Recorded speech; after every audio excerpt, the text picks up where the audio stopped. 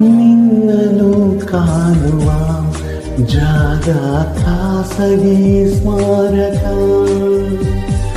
ನನ್ನನು ಆಪ್ತನು ಎಂದು ಮಾಡಿಕೋ ನೀವತ. ಎಲ್ಲ ಎಸೆದರೂ ನಿನ್ನ ಕಣ್ಣಲ್ಲಿ ಬಂದು ಬೀಳುವಾಸೆ, ನಿನ್ನ ಜೀವದಲ್ಲೀಗ ಜಮಾ ಆಗುವೆ. ನಡುಬೀದಿಯ ಜ್ಞಾನೋದಯ ಬರೀ